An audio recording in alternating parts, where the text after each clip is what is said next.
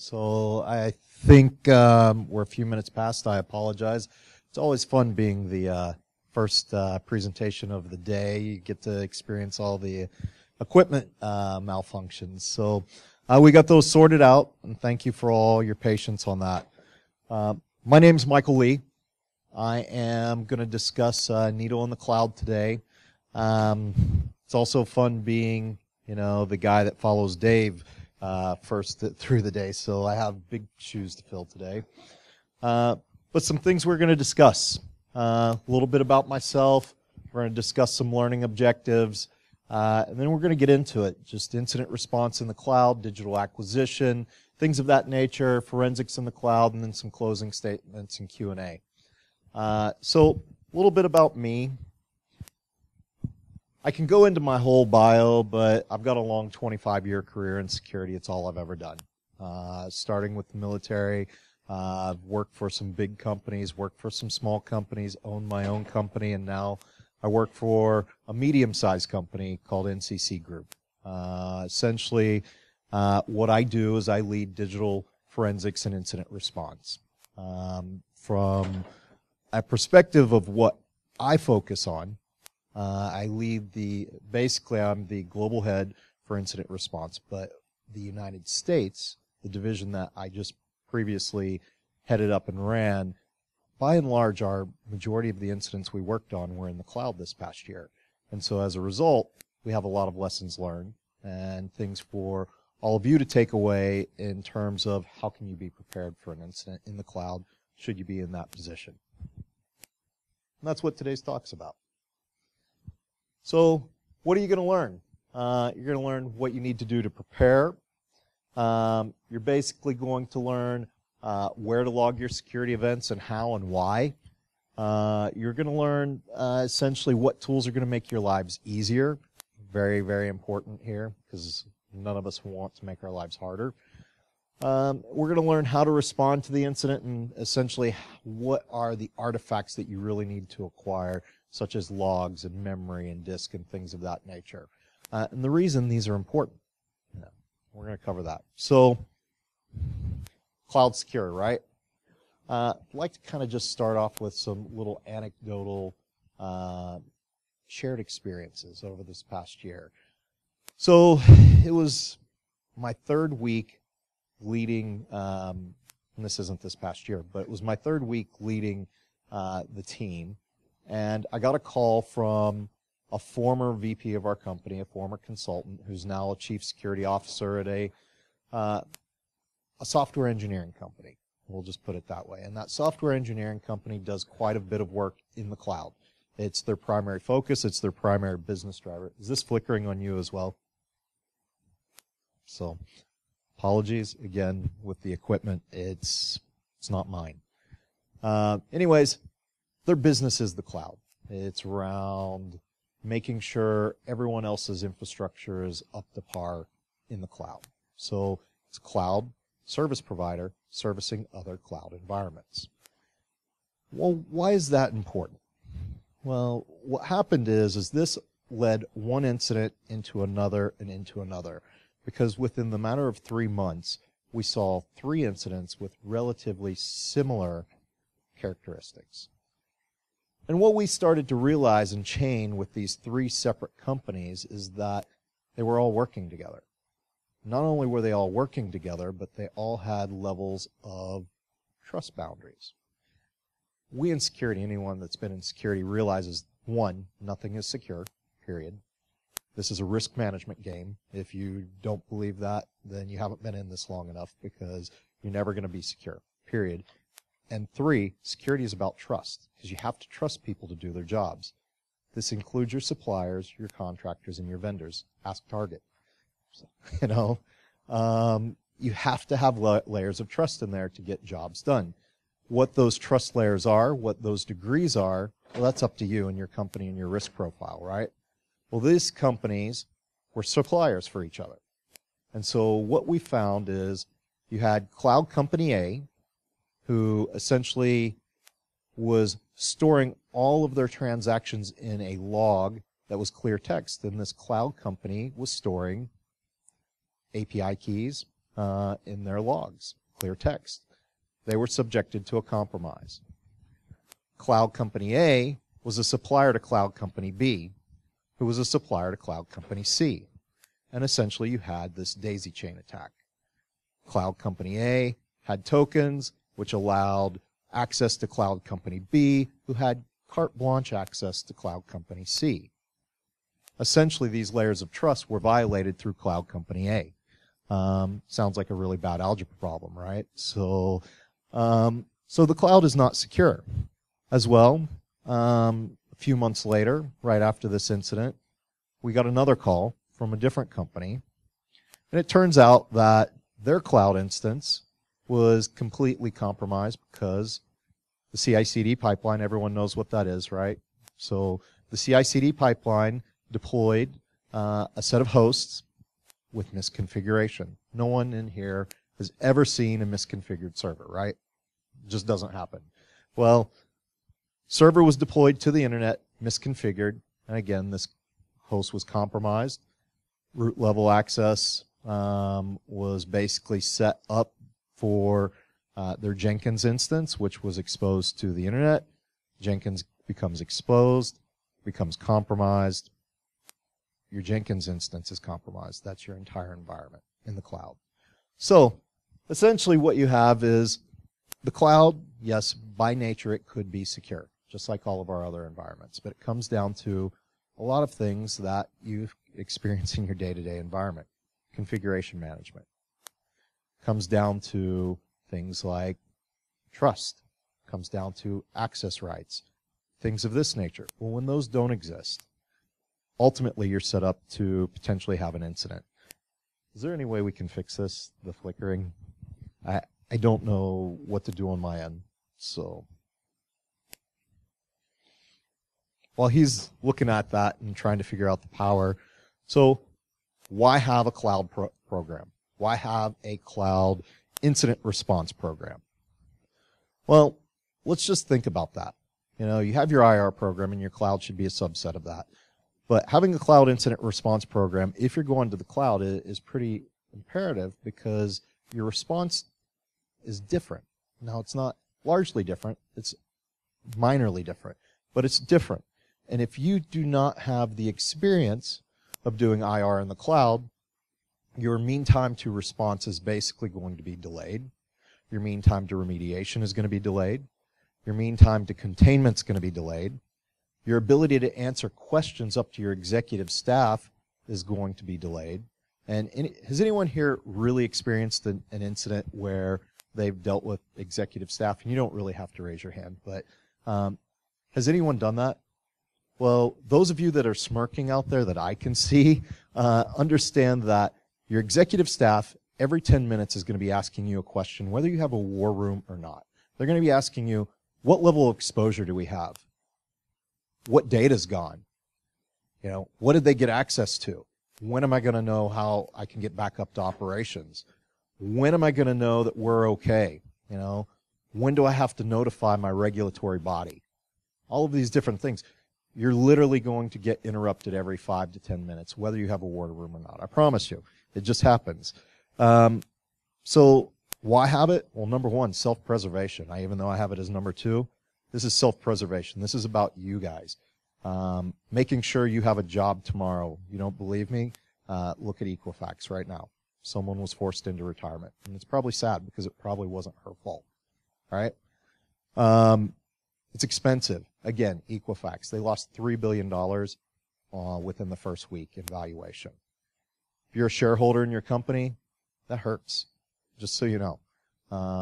If you're with, a publicly traded company, obviously. If you're with a private company, it still hurts.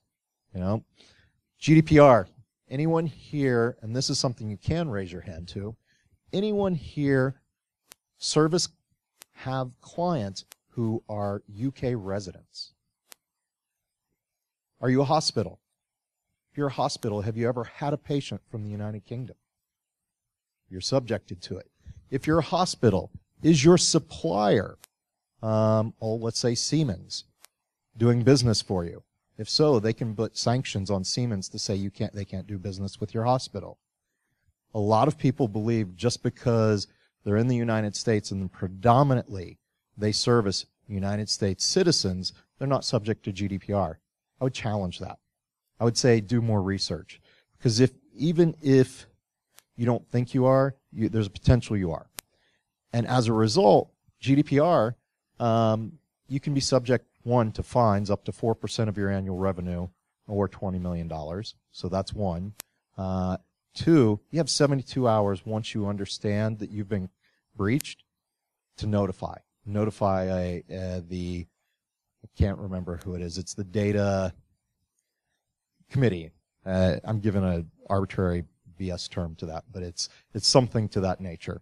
And then the last reason why have IR in the cloud, it's the one thing you can control.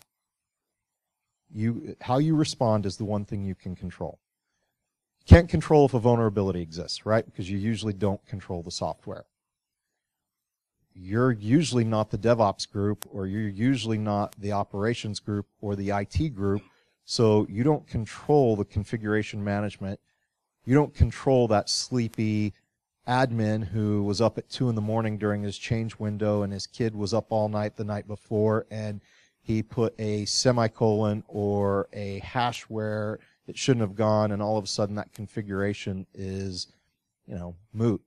You don't control the development schedule where the development manager says, we have to get this feature out right now, and that developer has been, working nonstop 90 hours a week and didn't really get a solid good QA because it got pushed through anyway. Right? You don't control these things. What you do control is how you respond to incidents, how you respond to vulnerabilities. So this is why you have a cloud IR program.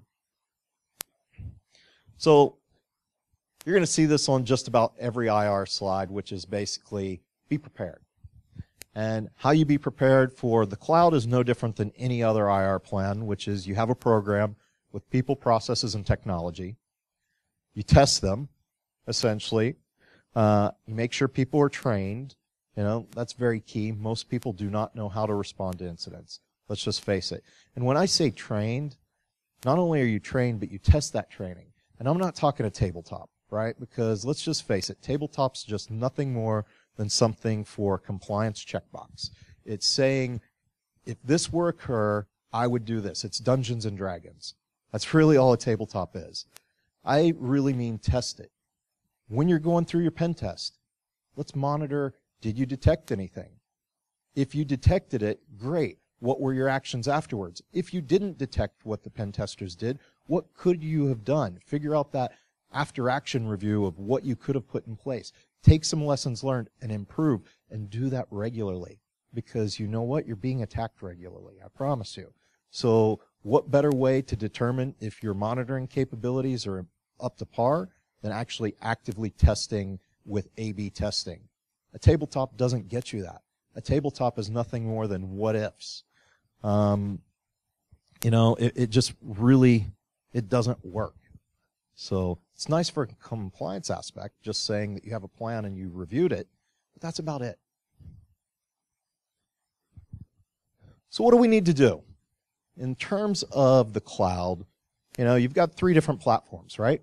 So 3 predominant platforms. You've got, and we're talking infrastructure as a service, by the way. You've got AWS, Google Cloud, and you've got Azure. Well, all of them are a little different, but by and large, they have the same capabilities. They all have the ability to deploy hosts. They all have the ability to monitor your systems for performance, and they all have the ability to log transactions. When you look at security logging, and logging's such a nasty word in security because, everyone just hears dollar signs, right? And it is expensive. It's expensive from a disk aspect. It's expensive from a centralized logging aspect. It's expensive. But everyone just hears dollar signs. When I hear logging, I hear typically that, 1, you're probably not doing it right. 2, you're probably not doing it sufficiently. And 3, if you are doing it, you're logging everything just because you don't know what to log. So you log everything, And that centralized logging platform is a boat anchor. And the reason I say that is because when you go to use it, it takes 30 to 40 minutes to run a report. So it doesn't really add a whole lot of value. And you get essentially what I call denial of service by volume. You've paid millions of dollars into this infrastructure. You're logging, wonderful amounts of data, but the indexes aren't set up. The system wasn't spec'd out for the volume that's coming in, and essentially you're not getting value out of that. You're not getting a return on investment. So you have to understand what you should be logging.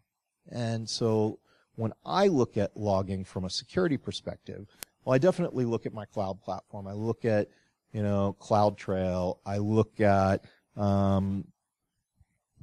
at the Google Stack driver, and I'm trying to remember the Microsoft one, the operational insights, right? You look at those because that tells you a lot about what's going on in your infrastructure from a deployment aspect, but what really I like is more around your API keys. So I had a call on, it was Thursday night. It was Thursday night. I needed to get someone out to a client on Friday morning to start. They worked all weekend. And part of what was going on was they were seeing mass amounts of use from an admin API key. And this admin API key was doing stuff that service accounts should be doing. It was doing stuff that, this admin in terms of volume has never done in the past.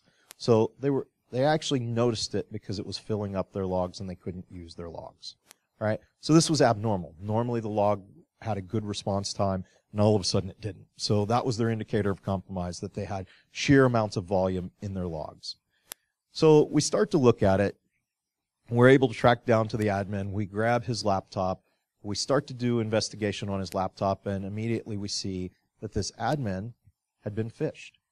He had been phished, and the compromise was originating from outside of his laptop. But what would happen was the laptop was it was the foothold. And the reason it was the foothold is because on his laptop he had all these different API keys just stored in text files. And so they were able to grab his API keys and then start logging in from different locations. And that was the keys to the kingdom. This company was entirely run on the cloud, and this admin had access to everything. So, the CloudTrail logs are very important. But we've also had investigation over the past few years where you store those logs is very critical. Do you store your logs on the same server? Well, everyone knows for the long amounts of time you don't store logs locally, because if your server's compromised, then your logs are compromised, and there's no way to validate the integrity of those logs. So it's the same thing in the cloud. If you have an infrastructure in the cloud, why would you store your logs in that same infrastructure? So create your own separate infrastructure and you store it out, but where you store them on disk is equally important. And the reason I say that is that very first incident that I got called in on my first 3 weeks in the job, they didn't have any logs. And the reason they didn't have any logs is because they stored all of their logs on ephemeral storage. And part of their SOP was to reboot everything when they started to see issue. Well, they rebooted everything when they started to see issue, because that was their SOP, and all of a sudden, all those ephemeral storage was gone, which meant all your logs were gone. So understanding in the cloud, like where you're storing your logs in terms of disk space, is very critical. You want it to be disk that's not going to go away, so persistent disk as well. And so when you're looking at this logging environment and how you're setting it up, your CloudTrail logs, all of that, they really should be architected properly, I guess is what I'm getting at, with a design for resiliency and a design for speed and performance. So what else should you be logging in terms of security logging? Well, there's obviously the OS logs. Dave pointed out quite a few from a Windows perspective as far as lateral movement, authentications, successful and deny. Although I don't add a lot of value in that. I can tell you our pen testers get in all the time using creds that were just compromised. So you're not going to see a lot of denies. You're going to see you're going to see successes. So log your successes as well, because that volume metric, if you start to see, say, administrator X logging in across 20 systems within seconds of each other, it's a good example of, probably a good attack or some form of script or automation, but it's also a good indicator of attack. But the key thing that what a lot of people fail to realize is the OS logs, they're not really the target anymore. It's not about getting access to the OS. I mean, yeah, it's great for persistence. It's great for using it as botnet, but I'm looking for data usually when I'm a threat actor. I'm looking for something of value.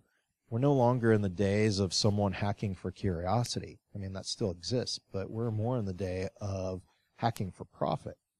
And hacking for profit is about getting access to data. So this is where your application logs are very key.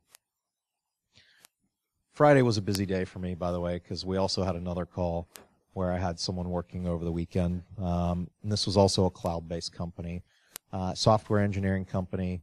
You guys will probably hear about it within a week or so, because they will be making an announcement. And so what's interesting about them is that their application was compromised. And their application was compromised from just a password attack, essentially. Now, that password attack got access to a bunch of basically keys, again, keys to the environment, which allowed for the application. And when I say keys, API keys into the application, right? So it's not into the cloud. But this allowed for large exfiltration of data in the terms of millions of records. So millions of records that also happen to contain financial data. And so that financial data was being ciphered out. Now, this company, the problem they had in terms of logging was that they were logging everything from the application into a MySQL database. And they did this, even though they had a Splunk instance, they did this for cost reasons. We all know Splunk gets very costly. And so they logged everything into a MySQL database. Well, sadly, their logging was just very poor. And from an application perspective, we were able to not validate their results. Essentially, we could not come to the same conclusion as they could because of different approaches in terms of how you create a SQL query, right? So they were using things like joins, we were using selects, and at the end of the day, it came down to us reconvening, but as in terms of independence, we couldn't make an independent conclusion of the same results that they had. So it made it very difficult for us as investigators to come in and be highly independent because we had to understand so much about their application and involve them. But at the end of the day, had they just had raw logs dumped to something like Splunk or Kibana or something of that nature, we could take that dump and then make same level of independence regardless of the application structure, regardless of the schema and things of that nature. So where you store your logs is key. And the reason I say this is design it in the manner of having to get data quickly. Because when you're in the middle of the fire on an incident, if you're not able to make those answers quickly, your skill comes into question. And the reason I say that is because your executive staff expects you to be the experts. They know nothing about security. Your board expects you to be the experts. They know nothing about security. And when they want to come to you and say, where are we at in the incident, they want you to be able to come back within a reasonable amount of time. Now, define reasonable. Usually 2 to 3 weeks, that's probably not reasonable. When you're looking at months, and again, we'll just say Equifax took them months to figure out what's going on, it's not reasonable. When your board and executive staff comes to you, I guarantee you they're asking for answers within hours. And so you need to be able to address those questions, and then really the only way to address your indicator of compromise and define what your IOCs are through your logs. Now, you'll be able to take those IOCs and get more data with further inspection, and we'll talk about that, but your preliminary indicator of compromise should come from your logs. So log aggregation, I say host and CloudTrail logs. This is host and cloud application logs. should go to a central facility. I'm not going to beat that dead horse. And then the third tool that is imperative, I think, for the cloud is live IR tools. Now, we'll talk a little bit about live IR and what that is, but having those live IR tool capabilities is pretty much necessary because you don't control the infrastructure. And what I mean by that is you don't control the network. Software-defined networking, yes, AWS has some capability to pull out their flow data. It's quite expensive, quite convoluted. It's a pain when you can actually just subvert all of that by having a live IR tool on all of your endpoints as an agent and just pull the netstat data from those hosts doing queries. So you get the same result with a lot less convolution, I guess, is what I'm getting at. And then your data forensics environment. And we'll talk about that more, but I believe, and this is one of the things that I coach all of my clients on, is that you have not only your live IR environment set up into, again, probably the same, separate from your normal production instance, probably a separate instance with its own AWS instance or its own Google Cloud instance or something of that nature separate.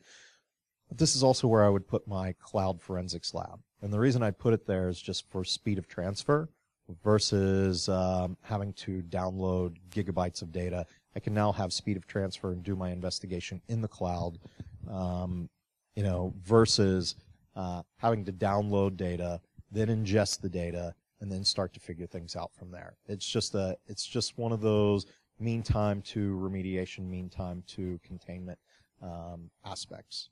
So feel free to ask questions at any time. By the way, I'm not one of those people that waits to the end, even though I do have a Q&A.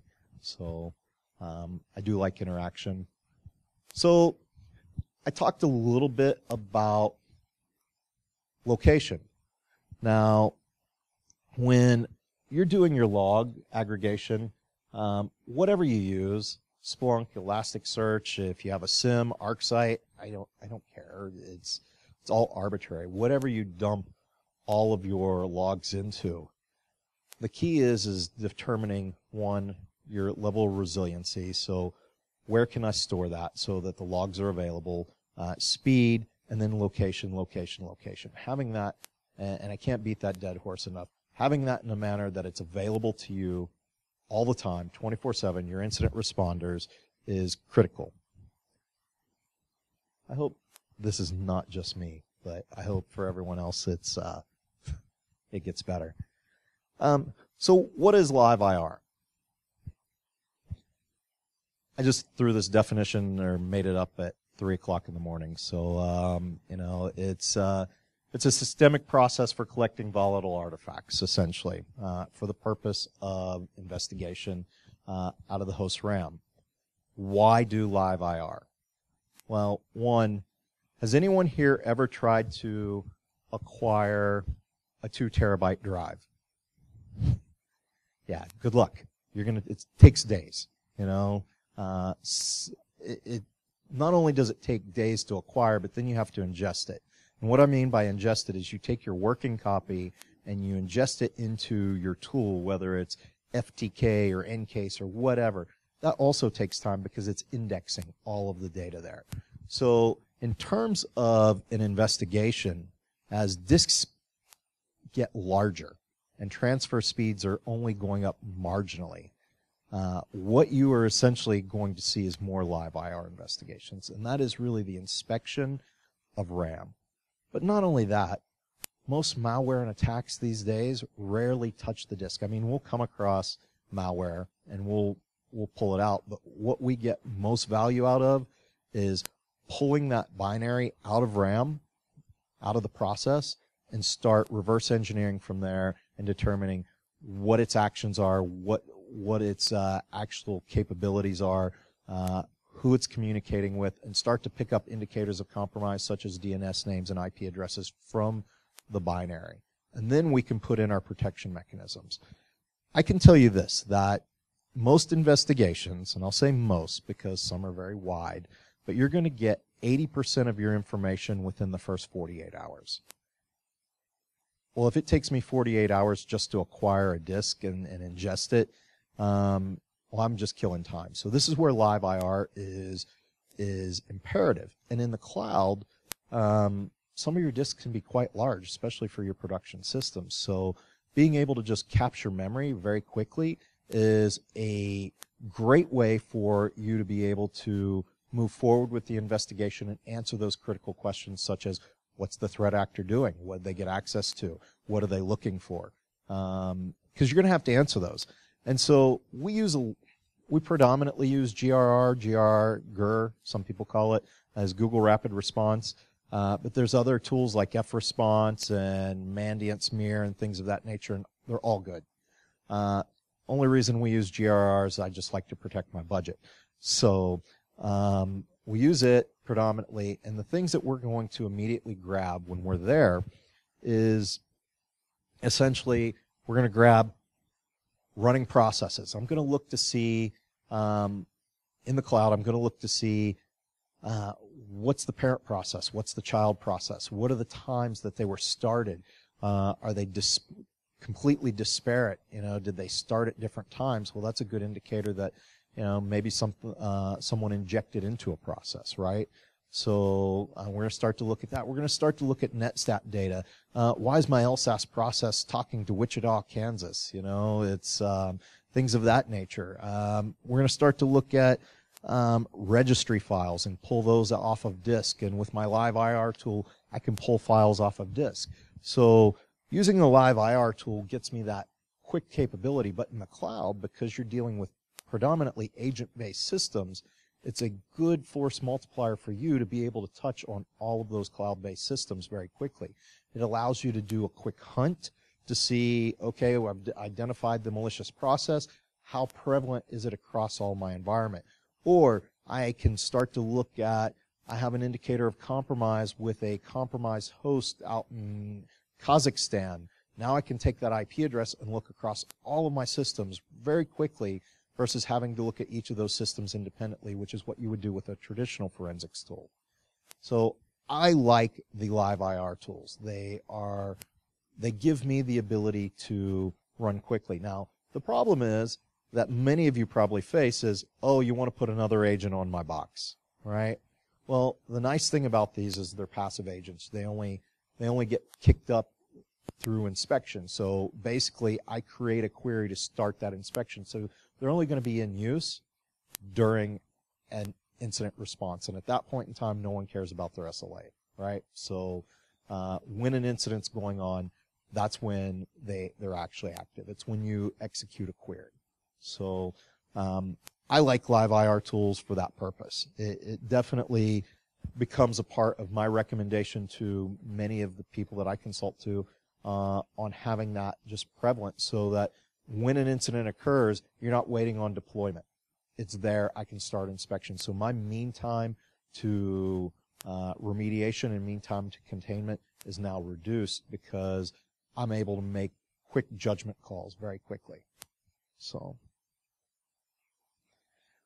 then there are a lot. I still get the same question because you are ultimately going to have to come down to disk accesses, how that happens. Well, in the traditional environment, people here that have done incident response and forensics investigations realize that to do disk acquisition, one, you typically seize the device, then you take either, an external drive and you plug it into USB and you boot it up off of a live CD and you do acquisition that way, or you put a write blocker in place after you've captured the drive and you pull it out and you do basically acquisition. And all acquisition is making a bit-for-bit copy of the drive and creating your gold image.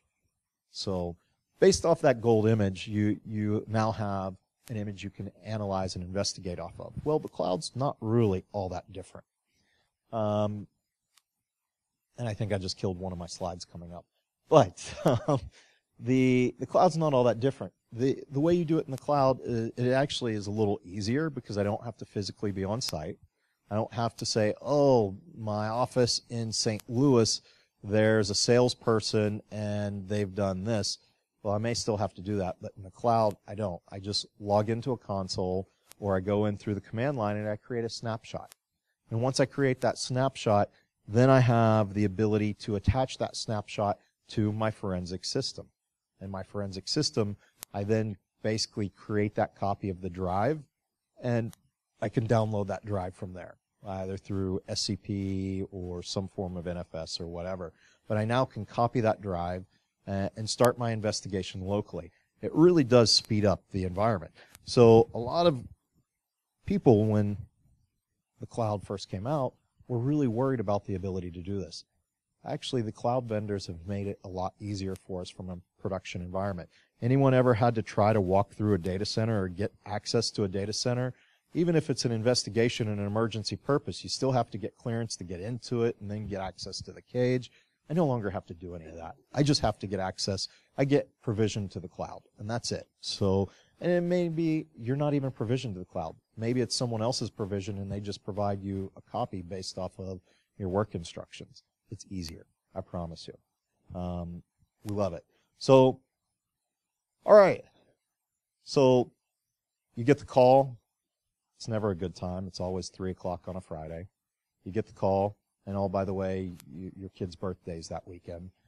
And you get that call, and it's like, hey, things are going awry. What do you do? And it's go time. Well, it's not that hard. You start by log analysis, and you start picking out your indicators of compromise, and you start to look at, okay, what's awry? Let's look at these logs. Let's figure out what's going on. From there, you've figured out and you've identified your target systems. Once you have your target systems, you go in, you start to collect memory, right? We're assuming this is not an application issue. If it's an application, you're going to spend your entire time in the logs, I promise. It becomes log hell, gigs of logs, sometimes terabytes of logs. But if it's a host-based system, it's typically you look at your logs, you jump right into memory forensics on the target host. If that isn't very fruitful, or if you've identified there's an executable on the host, then you go into disk forensics. It's a pretty quick process at that point.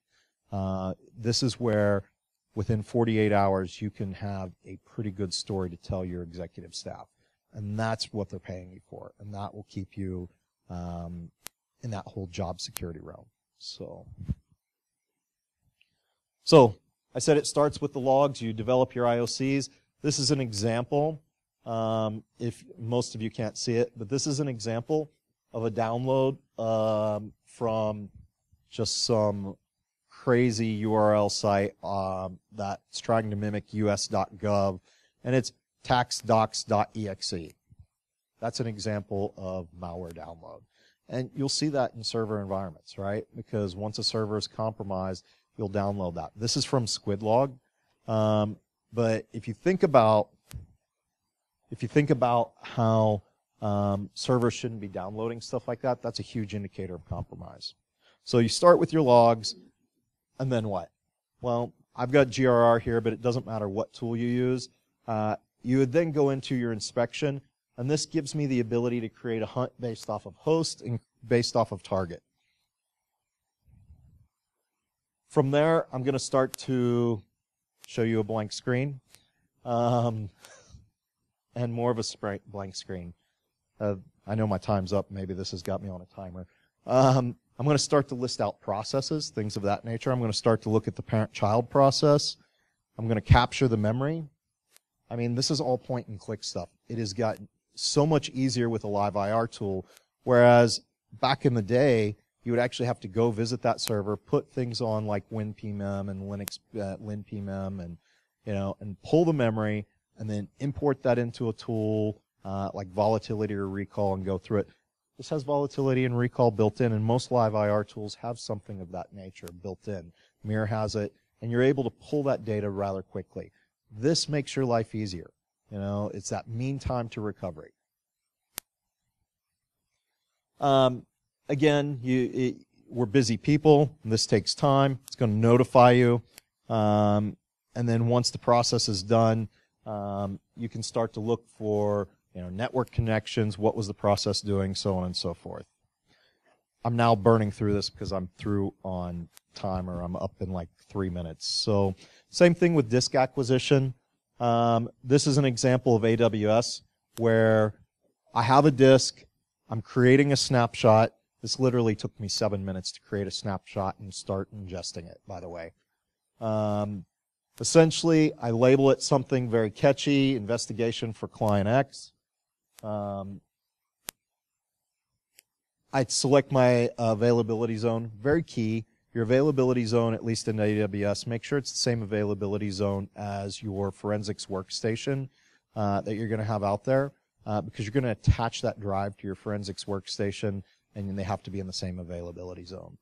But anyway, you're going to attach that, and it gives you the ability to start. You see attach volume. It gives you the ability to attach to it. And from here, I do everything you would on a normal investigation, such as DD and things of that nature based off the volume. So now it becomes familiar. It's the same as what your investigators would do before. They understand that process. They just have a new way of getting there. That's all it is. It's a new way of getting there. Same stuff they were doing before, just a new delivery mechanism. Yep.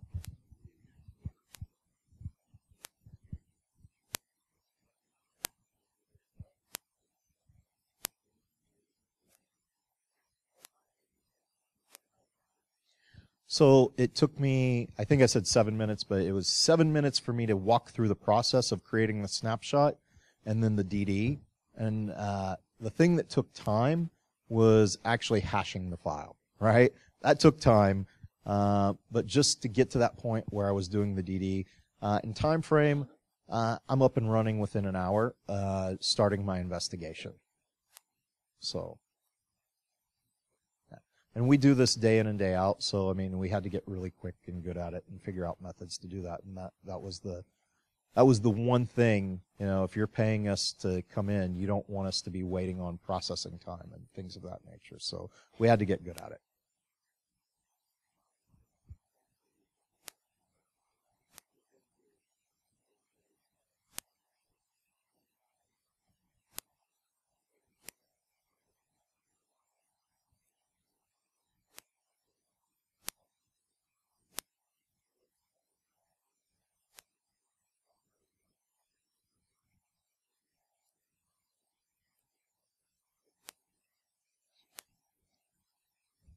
So the question was around AWS Lambda or things like New Relic and application layer, but in the cloud, what does that look like? Again, so application logs are quite tricky in the sense that they're custom to the app. And it's only as good as the log capabilities of the application. It's only as good as what you're collecting.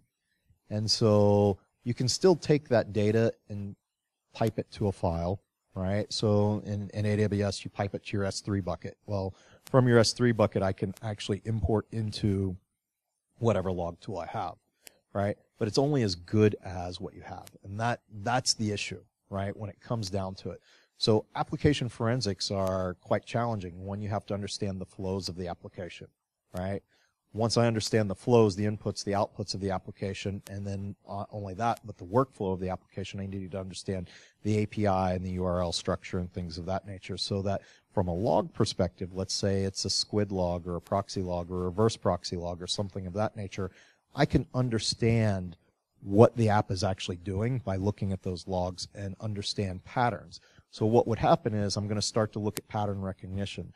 The one from this weekend that we were working on, I wasn't working on it, but the guidance that I gave to my people is that, you know, there's going to be a pattern-based approach. You're going to see the initial login. From the initial login, you're going to see a post or an upload or a delete within the API, right?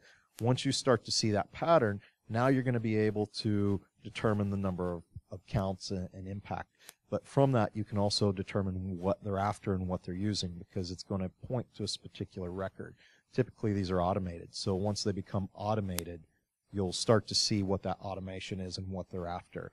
And so I can tell you, you know, impact. I can tell you data loss. I can tell you the target. I can tell you where it's coming from. Maybe not attribution. I can't tell you where it's going because that takes further investigation, but we can tell quite a bit. We just have to understand the flow of the application. Does that make sense?